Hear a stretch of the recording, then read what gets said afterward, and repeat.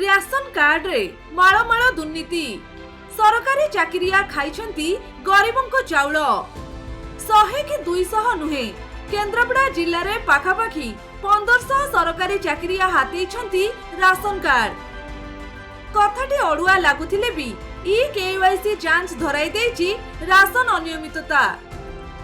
ए report आसिबा परे एबे जिला जोगाण विभाग संपृक्त अयोग्य हिताधिकारी कार्ड काटिबा प्रक्रिया जारी रखिछि। तबे वर्तमान सुधा 228 जन चाकरियांकर कार्ड कटा सरिलानी। वर्तमान आपण देखिए 24 वर्ष नवीन पट्टनायक शासन रे जो माने जमा कार्ड पावा उचित नुह विशेष भाव सरकारी चाकरी जो माने करिसंती तुरंत सेमानकर कार्ड फेरवा सहित एवं सेमाने जेतिकी चाउल नैचंती ता गरीब लोक दवा पई तांकर टंका रिकवरी करा जाऊ नतुबा तांको चाकरी बहिष्कार करा जाऊ ताहले ये दृढ़ सरकार दृढ़ पदक्षेप नेले विचार करा जिवो। जोगाण विभागर तथ्य कहूची केन्द्रापड़ा जिले में पाखापाखि 11,98,000 रु अधिक राशन कार्ड हिताधिकारी रहिचंती। तबे वर्तमान सुधा केन्द्रापड़ा जिले में 88% हिताधिकारी केवाईसी जांच सरिलानी। ए जांच रे किंतु 1443 जन सरकारंको ठारू वेतन पाउथिबा अयोग्य हिताधिकारी धरा पड़िछंती जो माने कि राशन कार्ड हातेइछंती। तबे राशन कार्ड हातेइथिबा ए सरकारी चाकरिया तालिका रे ओएस अधिकारींको ठारू आरंभ करी जंत्री किरानी पियन होमगार्ड आदि विभिन्न वर्गर अधिकारी और कर्मचारी रहिछंती। निहाती भाव में गोटे विडंबनार विषय जोठी गोटे गरीब लोकटे अंतर्भुक्त होगा कथा राशन कार्ड हिताधिकारी जो गरीब लोक करा निश्चित भाव में ये एक दुखर विषय गोटे सरकारी कर्मचारी भी ताधरे अंतर्भुक्त होती जहाँ 228 जन सलेंडर कले कार्ड एवं आउरी जदि 1400 रु 1500 भाया अंतर्भुक्त होती सरकारी कर्मचारी। अवसरप्राप्त पेंशनभोगी कर्मचारी भी ए तालिका रे रहिछंती। सबुठु बड़ कथा हेउछि धरा पड़िथिबा 1443 टी कार्ड जरिया रे सरकारी चाकरिया और पेंशनभोगी परिवार रो 5858 जन सदस्य पीडीएस सामग्री रे उपकृत हेउथिले।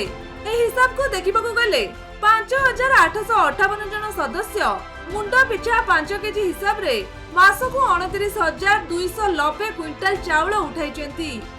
गोटिए वर्षर हिसाब को निया गले 3,51,480 क्विंटाल चाउल चाकरिया परिवार हड़प करिसंती। केन्द्रापड़ा जिले जोगाण विभाग बर्तमान जो केवाईसी सिस्टम रे धरा पड़ती एथुरु प्रथम फेज रे धरा पड़ती 1443 सरकारी बाबू जो माने रेशन कार्ड हाथे नहीं परिवार लोक संख्या हिसाब कला प्रति मसरे कोटी टंकार चाउल से माने चोरी करी खाउथिले जदि मासको कोटी वर्ष को कोटी हुए आप हिसाब करें 20 वर्ष है जो व्यवस्था अच्छी से केते कोटी टंकार चाउल लुट कर नहीं।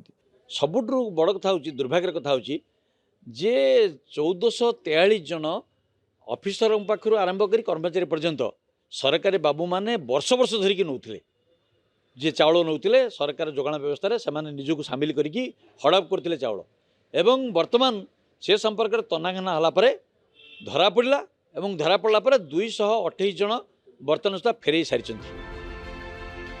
बाजार रे चाउलर सर्वनिम्न दर जदि 28 टंका हुए तबे वर्ष को ए बाबद को 98,41,440 टंका व्यय होईछि। विभिन्न समय रे चाउलर दर भी वृद्धि पाई 30 रु 32 टंका छुईछि। तेणु हाराहारी भाबे कोटिए टंकार चाउल वर्ष को हड़प करी आसुथिले चाकरिया परिवार। एबे सेमानंकु जोगाण विभाग पक्षरु नोटिस जारी हेबा परे चलित मास 8 तारिख सुधा मात्र 228 जन कार्ड रद्द सरिलानी।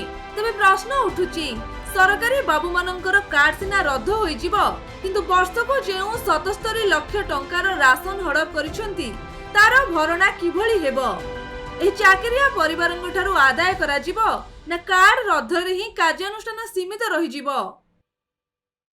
जहाँ आपण तथ्य उपस्थापन कले प्रकृत रे तार तदंत चली बर्तमान कौन एक्चुअली केते ये होती सेमती किसी तो फिगर आम पाखे किसी आसी ना तेणु तदंत पर जना पड़ो केते कौन है कौन सेमती जब आप तथ्य गोटे संपूर्ण रूपे गोटे नुआ ये ଏମିତି ହବାଟା ମୁଁ ଭାବୁଛି କେବେ ହେଇନଥିବ। ଯଦି ବି ଆସିବ ତଦନ୍ତ ରିପୋର୍ଟରେ ଆମେ ସେ ଅନୁସାରେ ଷ୍ଟେପ୍ ନେବୁ। କେନ୍ଦ୍ରାପଡ଼ାରୁ ମଳୟ କୁମାର ସାହୁଙ୍କ ରିପୋର୍ଟ, ଖବର ଓଡ଼ିଶା।